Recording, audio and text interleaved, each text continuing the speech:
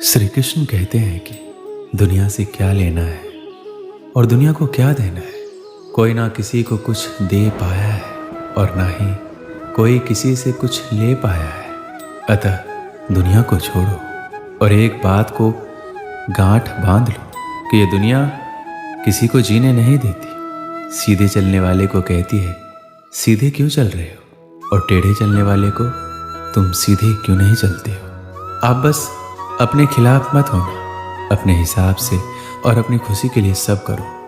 प्रेम को मन में बसा लो, फिर देखना आपको अपनी आत्मा की आवाज़ सुनाई देने लगेगी। देखिए, अगर मुझे ये प्रतीत होता है कि मैं सही हूँ तो फिर चाहे पूरी दुनिया ही क्यों ना, स्वयं मेरे इष्ट भी आकर बोले कि ना करो तो मैं भी उनसे लड़ जाऊँगा। क्यों ना करो जब मैं सही हूँ।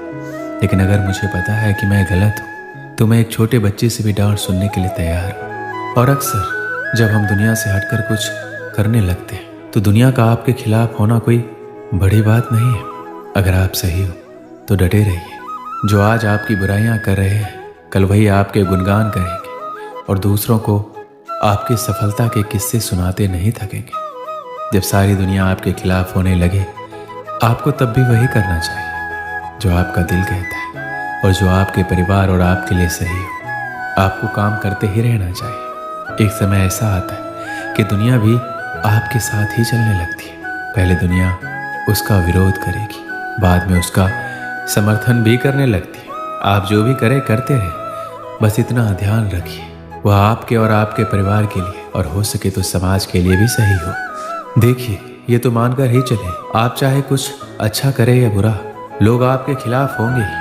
कितने लोग आपके खिलाफ या साथ होते हैं या आपकी लोकप्रियता पर निर्भर करेगा। अब बात आता है कि ऐसे समय में क्या करना चाहिए। तो श्री कृष्ण कहते हैं अगर हर तरफ से लोग आपके खिलाफ ही बोल रहे हैं तो सबसे पहले तो ये समझने की कोशिश करें कि ऐसा क्या है जिससे लोग आपके खिलाफ हो रहे हैं। इस चीज़ के समझने के लिए मैं हमेशा एक तकनीक इस्तेमाल लाता हूँ, वो आप भी कर सकते हैं। मैं खुद को उनकी जगह रख कर सोचता हूँ।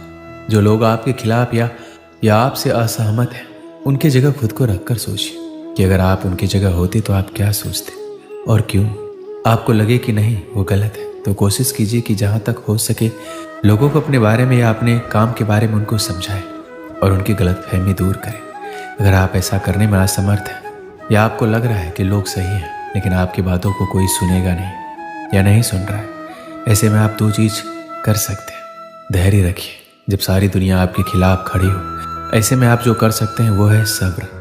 समय पर भरोसा रखिए। सबसे पहले बात तो ये है कि समय चाहे जैसा भी हो बदलता जरूर है, और बुरा समय की तो खास बात होती है कि आपके अंदर के छिपी प्रतिभा को बाहर निकालने का अवसर प्रदान करता है। इस समय आपको ये भी पता लगेगा कि कौन अपना कौन पराया है। सच के राह पे चलिए, जो आपके और समाज के लिए सही है वही कीजिए, फिर चाहे पूरी दुनिया ही आपके खिलाफ क्यों ना।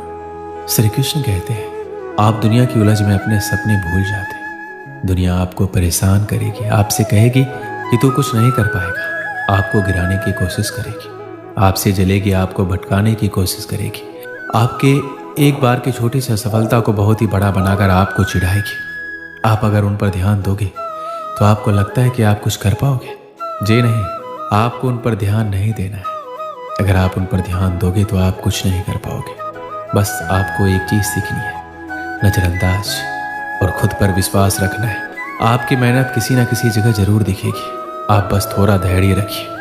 आप खुद पर विश्वास रखोगे तो आप खुद उम्मीदों पर खड़े उतरोगे, आप उससे भी बेहतर कर कर दिखाओगे।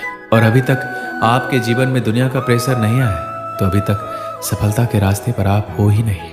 आप भविष्य में एक चमत्कार से अत्यधिक सफल हो जाते हैं। आप अपने देश में एक सुपरस्टार, एक रोल मॉडल बन जाते हैं। हर जगह आपके बारे में चर्चा है, लोग आपको जानना चाहते हैं। जब आप अपनी आत्मकथा लिखने का फैसला करते हैं, लेकिन जब आप अपनी आत्मकथा लिखने बैठते हैं तो आप समझते हैं कि आपने ऐसा कुछ नहीं किया जिससे आपको सफलता मिली। आप समझते हैं आपको ये सफलता सिर्फ एक संयोग से मिली है। अगर आपको सफलता के द्वार में जाना है तो आपको सारी हदें पार करनी ही होगी।